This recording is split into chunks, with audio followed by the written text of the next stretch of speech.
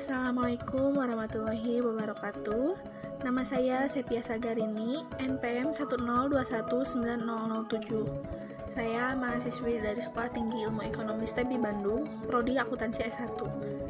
Video ini saya buat guna menyelesaikan tugas ujian tengah semester mata kuliah Pendidikan Agama 3 dari pertemuan kedua sampai ke pertemuan 7.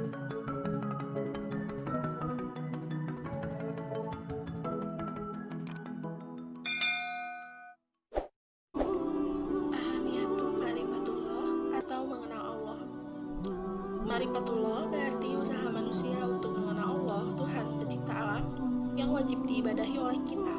Manusia penting untuk mengetahui siapa penciptanya dan untuk apa ia diciptakan. Dalil-dalil Allah sebagai pencipta alam, yang pertama ada dalil nas, yang kedua dalil akal, yang ketiga dalil fitrah. Buah ketika kita mengenal Allah Subhanahu wa Ta'ala, yang pertama merdeka, yang kedua tenang, yang ketiga berkah, yang keempat hidup mulia, yang kelima surga, yang keenam ridha Allah. Adapun penghalang-penghalang dalam mengenal Allah, yang pertama kesombongan, yang kedua kedzaliman, yang ketiga dusta, yang keempat fasik, kelima ingkar, keenam fasad, ketujuh lengah, kedelapan banyak berbuat dosa, kesembilan ragu-ragu. Selanjutnya yaitu at-thoriq ila ma'rifatullah atau cara menuju ma'rifatullah. Ada 3 jalan menuju pengenalan terhadap Allah Subhanahu wa Ta'ala. Yang pertama yaitu melalui ayat-ayat Allah Subhanahu wa Ta'ala. Yang pertama ayat qauliyah yang berupa firman Allah Subhanahu wa Ta'ala bisa kita jumpai dalam kitab suci Al-Qur'an.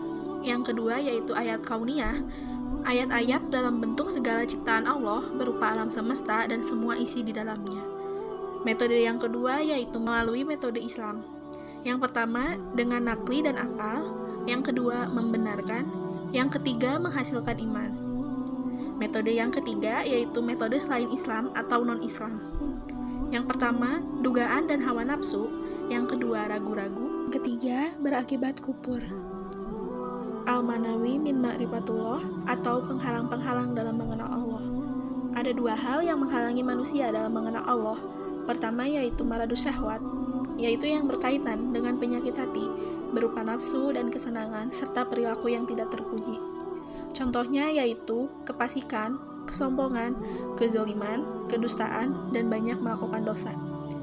Yang kedua yaitu maradus asubah, atau hal yang menimbulkan keraguan lebih banyak berkaitan dengan masalah akal dan logika. Contohnya yaitu kejahilan, keraguan-raguan, penyimpangan, dan kelalaian.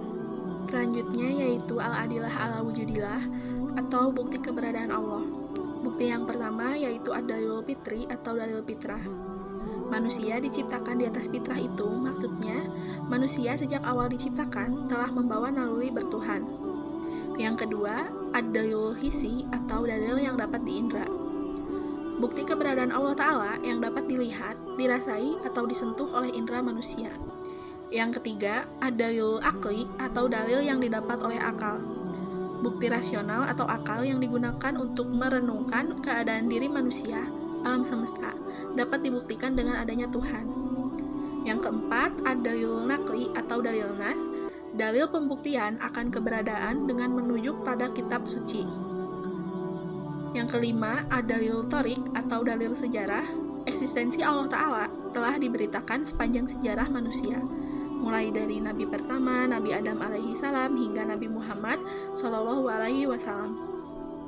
Yang selanjutnya yaitu tauhidullah atau mengesahkan Allah. Mentauhidkan Allah secara umum berarti mengesahkan Allah dalam zat mentauhidkannya sebagai satu-satunya zat yang berhak untuk disembah. Macam-macam tauhid. Yang pertama yaitu rububiyah, mentauhidkan Allah dalam kejadian-kejadian yang hanya bisa dilakukan oleh Allah. Jadi kesimpulannya bahwa Allah sebagai satu-satunya pencipta atau khaliqon, kemudian meyakini Allah bahwa Allah adalah satu-satunya pemberi rizki atau rojikon, dan meyakini Allah sebagai raja atau pemilik. Yang kedua yaitu mulkiyatullah, maknanya adalah mengesahkan Allah Subhanahu wa Ta'ala sebagai satu-satunya pelindung atau pemimpin dan satu-satunya pembuat hukum dan perintah. Yang ketiga, goyatan atau yang dituju. Manusia seharusnya menjadikan Allah sebagai tujuan satu-satunya, orientasi dan yang berhak untuk disembah, dan yang dituju dalam setiap langkah dan hembusan napas. Yang keempat, yaitu ilahan ma'bu'uja atau Tuhan yang disembah.